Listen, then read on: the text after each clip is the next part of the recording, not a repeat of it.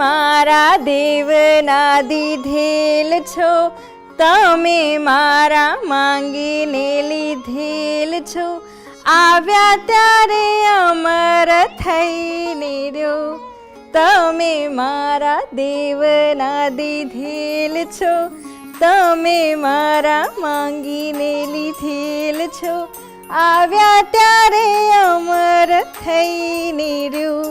ઓહો હો હો હો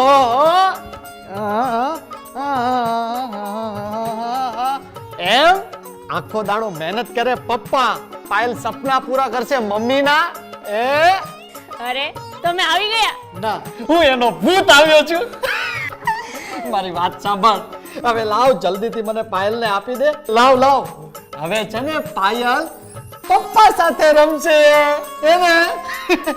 મારી વાત સાંભળ, તો આખો દિવસ પાયલને રમાડે છે, રમે છે કે નહીં એને? તો તારું મન નથી ભરાતું? લાવ લાવ મને આપી દે. લાવ.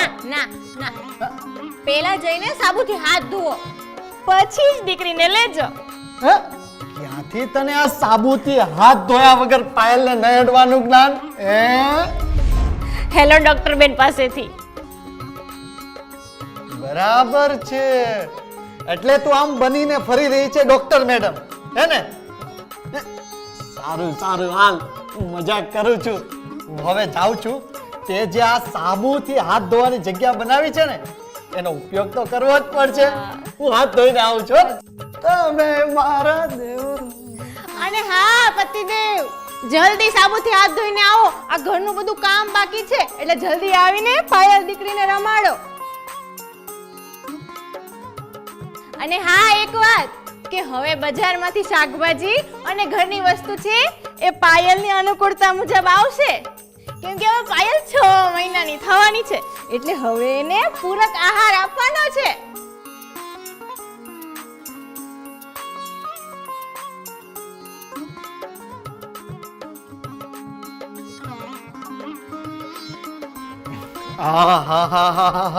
ઊભી રે મહારાણી.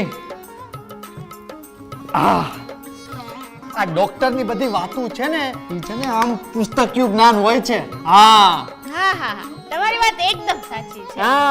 હું તો ઈચ્છું છું કે પાયલ જલ્દી કઈક નાના મોટા કામ કરવા માંડે અને ઘરમાં આવક ચાલુ થઈ જાય. આ બધું ભણી ગણીને શું ફાયદો? નોકરી ધંધા આ બધું શું કરવાનું હોય? ના ના ના ના ના ના ના, આપણે છે ને પાયલને ભણાવીશું, ગણાવીશું, અને આપણે એવી ઈચ્છા છે કે જલ્દી જલ્દી પાયલ મોટી થઈ જાય અને મોટા મોટા સારા સારા કામ કરવા મળે, એટલે આપણા ઘરમાં આવક પણ વધી જાય. નહીં પાયલ દીકરી? પેલા મને એમ કહો કે આજે બિયારણ વાવો અને કાલે પાક તૈયાર થઈ જવાનો છે? ના, આમ તો તું બહુ સમજદારીની વાત કરે છે ને, તો અત્યારે કેમ ગાંડા જેવી વાત કરે છે? બિયારણને જ્યારે રોપીએ ને પછી એની સાર સંભાળ કરવી પડે, એને સારું ખાતર આપવું પડે, એની સિંચાઈ કરવી પડે, ત્યારે જઈને એક બિયારણ ધીમે ધીમે ધીમે ધીમે ધીમે કરીને મોટો થાય. અને હા, આ વાત તો તને ખબર છે ને?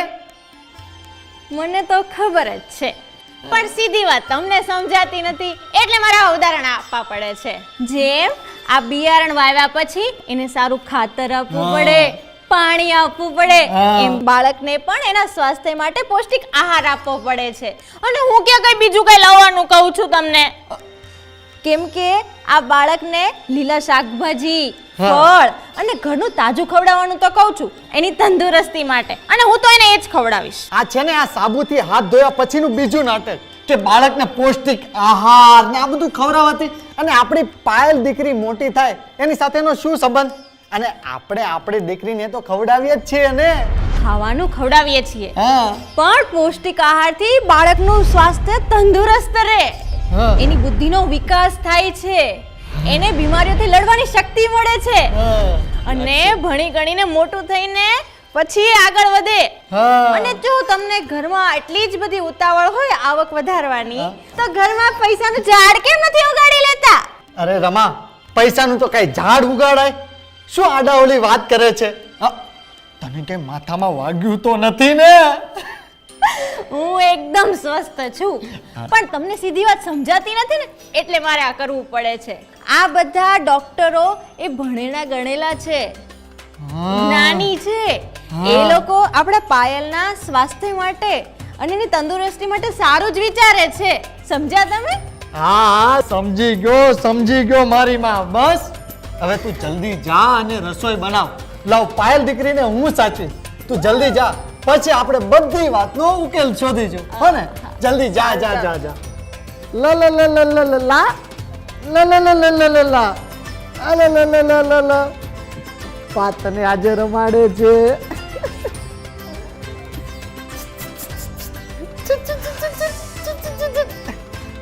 બા ક્યાં ગયા હતા?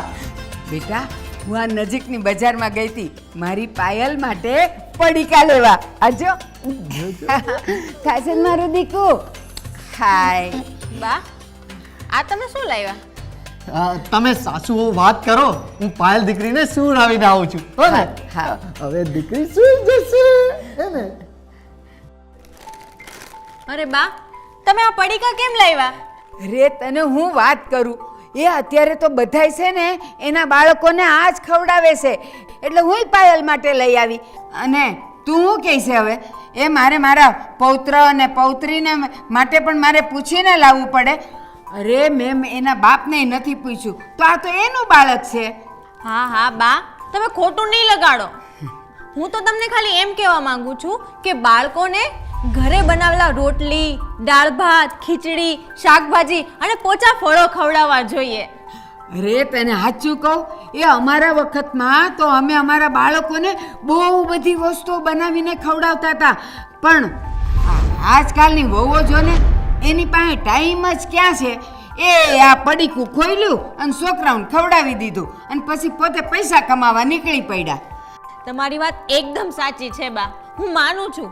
પણ જો પૈસાથી જ તે બાળક સફળ ને મોટું થઈ જતું હોય તો ચાલો ને આપણે આપણા બાળકને બેંકમાં મૂકી આવીએ, અને જ્યારે મોટું ને સફળ થઈ જાય ત્યારે એને પાછું લઈ આવશું. શું કેવું છે? આવું થઈ શકે બા? લે કઈ વાત, આ તો જાણે એવું થયું કે અમે કોઈ દી છોકરા મોટા કર્યા જ નહીં હોય. કા ના બા, હું એવું કહેવા નથી માંગતી, પણ હું એમ કહેવા માંગુ છું કે આપણા બાળકના આરોગ્ય અને ભવિષ્ય માટે જો આપણે અમુક સારી ટેવો અપનાવવી પડે તો આપણે એ અપનાવવી જોઈએ. પહેલા તમને ખબર છે ને, બધા રાખથી હાથ ધોતા હતા, પણ હવે બધા સાબુથી હાથ ધોવે છે, અને સાબુથી હાથ ધોવાથી હાથના બધા જીવજંતુઓ સાફ થઈ જાય છે અને લોકો બીમાર પણ નથી પડતા. એ વાત તે સાચી કરી હો. અને તે છે ને સારું જ કર્યું, એ ઘરમાં સાબુથી હાથ ધોવાની જગ્યા તે અલગ બનાવીને ઈ તમારા બંને છે ને સાસુ હવે એક સ્કૂલ ખોલી દેવાની જરૂર છે, અને એમાં સૌથી પહેલો ભણવા આવીશ હું. જઈશ હું. અરે તમને શું, અમે તો આખા ગામને ભણાવશું. હા. 2 1 2 2 દુ 4 બે તરી 6 બે તરી છ. અને બા, ક્યારેક આપણે આપણા ભલા માટે પણ બદલાવવું પડે છે, અને હું તો મારા બાળકને હંમેશા ઘરે બનાવેલો પૂરક આહાર જ ખવડાવીશ, જેથી તેનું ભવિષ્યમાં હંમેશા એ સ્વસ્થ રહે. એ હા, એટલે જ તો હું કહું છું કે છોકરાઓને દાળ ભાતનું પાણી દેવું જોઈએ. અરે બા, તમે સૌથી પહેલા તો એક ગેરસમજ કાઢી નાખો કે દાળ ભાતનું પાણી એ જ પૂરક ખોરાક, અને એમાં કોઈ વધારે ખર્ચો પણ નથી થતો. હેલો ડોક્ટર બેન છે ને, એમને કહ્યું હતું કે 6 મહિનાની ઉંમર પછી બાળકની પોષણની જરૂરિયાત છે ને એ માના દૂધથી પૂરી નથી થતી. સાચી વાત છે. પાણી જેવો ખોરાક આપવાથી બાળકનું પેટ છે ને એ જલ્દી ભરાઈ જાય, અને એના શરીરમાં જોતી હોય ને ઉર્જા એ નથી મળતી. હે, તો પછી શું કરવું જોઈએ? 6 મહિના પછી બાળકને માના દૂધની સાથે સાથે એને જાડો ખોરાક આપવો જોઈએ, જેમ કે મસળેલા ફળ, પોચી ખીચડી અને રવાની જે ખોરાક બનાવવામાં આવે ને એને ખવડાવવો જોઈએ. હવે ખબર પડી, પછી બોલ આગળ. એનાથી એના શરીરમાં તાકાત આવે અને એનો શારીરિક અને માનસિક વિકાસ થાય. અરે મારી સમજદાર વહુ, એ તું ઈ તો કે આટલી સમજદારીની વાત તારા જાણમાં આવી કેવી રીતે? અને ઓલા તારા કોણ હલો ડોક્ટર બેન, એ ઈ રહે છે ક્યાં? મોબાઈલમાં. હે, મોબાઈલમાં? ઉડાવો એ મારા ઘડપણની મજાક ઉડાવો, તમે ઉડાવો બેવ. બા, આપણે આને જ્યારે પૂછીએ ને કે આ વાત તને ક્યાંથી ખબર પડી, કોણે કીધું, ત્યારે ખાલી એક જ નામ લે છે, કે હેલો ડોક્ટર બેન પાસેથી મને જાણ થઈ. જાણે એના ડોક્ટર બેન 24 કલાકની રાહ જોઈને ન બેઠા હોય એવી વાત કરે છે. શું છે આ બધું? અરે બા, હું કોઈ મજાક નથી કરતી, સાચું. ડોક્ટર બેન છે અહીંયા, અને એ પણ મફત. હે? એ શું? મોબાઈલમાં તારા હેલો ડોક્ટર બેન અને ઈ પાછા હાવ મફત? બા, મને લાગે છે આપણે એને સમજદાર કહી દીધી ને, એટલે એનો અર્થ એ નથી, સાંભળ, કે અમે બંને બેવકૂફ છીએ. હું તો નથી માનતો. હા અરે એવું નથી તો કાઢો તમારો મોબાઈલ, લ્યો અને જાતે જ જોઈ લો. હા, ઊભી રહે. આ રહ્યો મારો મોબાઈલ. બોલ. તમારા મોબાઈલમાંથી 0 92 276 92 276 એના ઉપર મિસ કોલ કરો.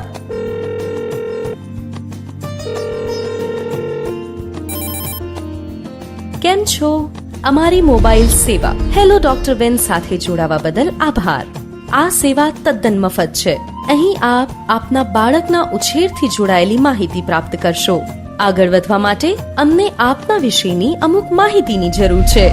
જો આપ ગર્ભવતી છો અથવા આપના બાળકની ઉંમર 2 વર્ષથી ઓછી છે તો 1 દબાવો, અને જો આપના બાળકની ઉંમર 2 થી 6 વર્ષની વચ્ચે છે તો 2 દબાવો. જાણકારી આપવા બદલ આભાર. હવે આપ અમારા હેલો ડોક્ટર બેન પરિવારનો ભાગ બની ચૂક્યા છો, અને અમે મોબાઈલ ફોનના માધ્યમથી આપની સાથે સંપર્કમાં રહીશું. કૃપા કરીને અમારી મફત મોબાઈલ સેવાની સાથે જોડાયેલા રહો. આભાર. આ હેલો ડોક્ટર બેન તો બહુ સહેલું છે ને, હે ને? હવે આ વાતો અને જાણકારીઓનો દોર ચાલુ જ રહેશે. અને હું શું કહું બા, આ ગામમાં તમે બધાને આના વિશે જાણ કરો. બધા ગામમાં તમારું કેટલું માન રાખે છે. હા હો. જો બધાને આના વિશે જાણ હશે તો આપણા ગામનું કોઈ પણ બાળક બીમાર નહીં પડે અને એનો વિકાસ ક્યારેય અટકશે નહીં. હા, ઈ વાત સાચી. ઓ, તો આ છે હેલો ડોક્ટર બેન કા? એ ઈ છે ને બધાયની પાસે હોવી જ જોઈએ. બધાયની પોતાની ડોક્ટર બેન. કેવી પણ હેલો ડોક્ટર બેન.